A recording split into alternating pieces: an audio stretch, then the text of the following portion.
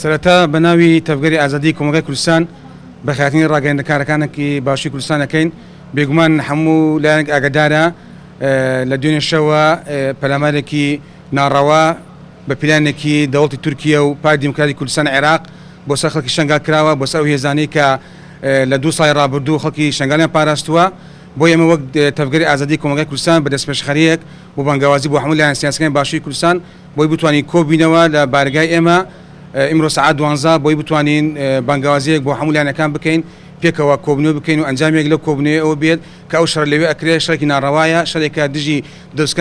دەستکەوتی گەلی کووردا بۆ پێویستمانزانی هەموو لایەن سیاسیەکان بەشدار بێت. بەس بەداخەوە زۆر لایەن سیاسی ئامادە نەبووە، ئەویش هۆکارەکانی بێگومان لای خۆیان ئەمێنێتەوە. بۆ ئێمە لەم کۆبنەوەیە وەک تەفگەری ئازادی کۆمەڵگەی کوردستان و بستنەوەی گۆڕان و بەری دیموکراسی گەل بەشدار بووینە لە کۆبنەوەکە گەیشتە چەند خاڵێکە لە ئەنجامی ئەو کۆبنەوەی ئیسەش هەواڵبێریڤان ئەو خاڵەی کە لە کۆبنەوەکە گەیشتە ئەنجام بۆتان نەخێنتەوە بافەرمی.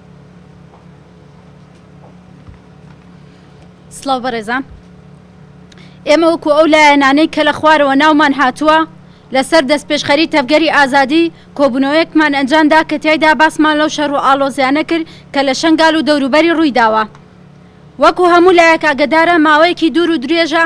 پیلانێکی قێزەونی دەوڵەتی تورکیا و پارتی دیموکراتی کوردستانی عێراق هەیە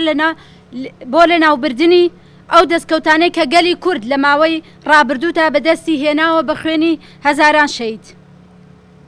بەداخەوە ئەم شەڕ و ئاڵۆزیانەی کە لە شنگال ڕوویدا دوای ئەو کۆبوونەوانە دێ کە مەسعود بارزانی لەگەڵ دەوڵەتی تورکیا لە ماوەی چەند ڕۆژی ڕابردوودا ئەنجامیدا. هەر بۆیە دەمانەوێت بۆ ڕای گشتی ڕاگەیاندنەکانی ڕابگەێنین، هەر بۆیە ئێمە بۆ ڕای گشتی و ڕاگەیاندنەکان ئەنجامی کۆبوونەوەکە ڕادەگەێنین کە خۆی لە چەند خاڵێکدا کۆ کردوێتەوە. یەکەم، بەتوندی ئیدانەی ئەو هێرشە گێرە شێوێنانە دەکەین بۆ سەر خەڵکی شنگال و هێزەکەی کە بە دەستپێشخەری پارتی دیموکراتی کوردستانی عێراق و دەوڵەتی داگیرکەری تورکیا ئەنجام دراوە. دووەم، داوا دەکەین دەست بەجێ ئەو هێرشانە ڕابگیرێ و ئەو هێزانە بکشێنرێتەوە. سێم، بانگەوازی لەسەر جەم لایەنە سیاسیەکان و ڕێکخراوە و کەسایەتیەکان و وڵات پارێزەکان دەکەین کە جەماوەری بە شەرەفی خەڵکی کوردستان کە دەکەین کە ڕۆڵ بگێڕن لە پوچەڵکردنەوەی ئەو پیلانە قێزەونانەدا. سێم، داواکارین لە پێشمەرگە قارەمانەکان بە هیچ شێوەیەک بەشداری ئەو پیلانانە نەبن و وە پوچەڵی بکەنەوە. داواکارین لە ڕاگەیاندنەکان ڕاستگۆیانە ڕووماڵی ئەو بارودۆخە بکەن و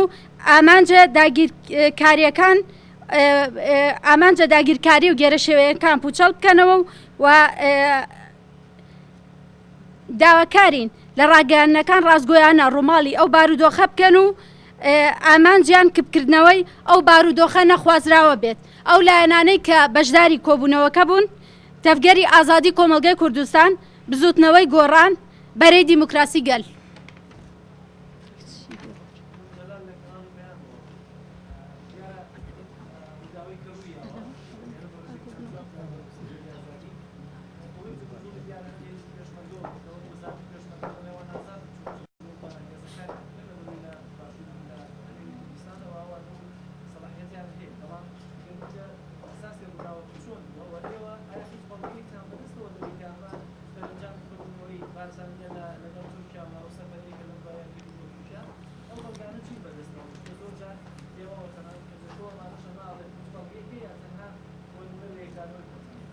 بێگومان بەڵگە زۆرە، بەڵگەیەکی لەو بەڵگانەی کە سەرۆکوەزیری تورکیا بن عەلی یڵدرم هاتە باشووری کوردستان کە ئەو کاتە پەکەکە و پێدەی بە تروریست ناوبرد و ئەو کاتە سەرۆکی پارتی دیموکراتی کوردستان مەسعود بەرزانی هیچ دەنگی لێو نەهات. ئەو سەردانیش کە ئەکرێت هەتا ئێستا ناوڕۆکی ئەو سەردانانە لە ژووی تاریک ئەکرێ و ناوڕۆکی دیار نییە. بۆیە مەبەستی تورکیا ناوبین دەستکەوتەکانی کووردە، ئەگەم لە باشوور بێ ئەم لە ڕۆژئاوا بێم لە باکوور بێ. بۆیە دەوڵەتی تورکیا لەگەڵ ئەوە نییە گەلی کورد لە بارودۆخێک ئیستا ناوچەکە لە هەموو ناوەندە سیاسەکانی دەرەوە باس ئەکرێ کوردێک هێزێک توانی داعش بشکێنێ. بەس بێگومان ئەو پیلانی کە تورکیا هەیبوو هەم لە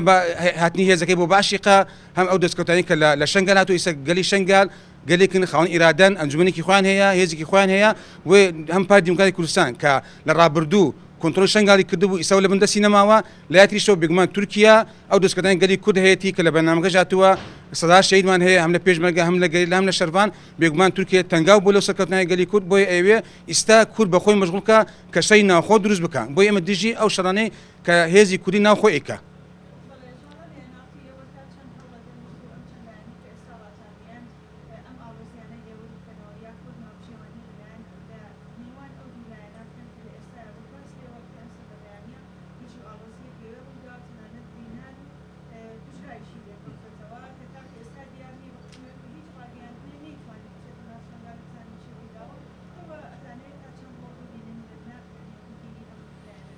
بێگومان ئەم دەست پێشخەری ئێمڕۆ وەک تەفگەری ئازادی کردمان بێگومان مەبەستی سەرەکیمان ئێمە ئەوەیە کە ئەو شەڕ ڕابگیری ئەو هێزەش لێ بکشێتەوە بۆیە ئێمە وەک ئەو سێلایەنە ئامادەین هەم سەردانی پارتی دیموکراتی کوردستان بکەین کە بتوانێت ئەویش جایەتری لەو هەڵوێستانی ڕابردوو بەرامبەر ئەو دەستکەوتانە هەیە گەلی کورد هەیەی کە لەگەڵ دەوڵەتی تورکیا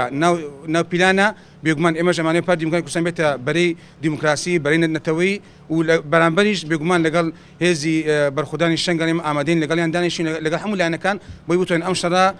فراوانتر نەبێتەوە دەستی دۆلی ئەقلیمی زیاتر نەکەوێتنەوە مەسەلەکە بۆی لە بەرژەوەندی گەلی کورد نییە.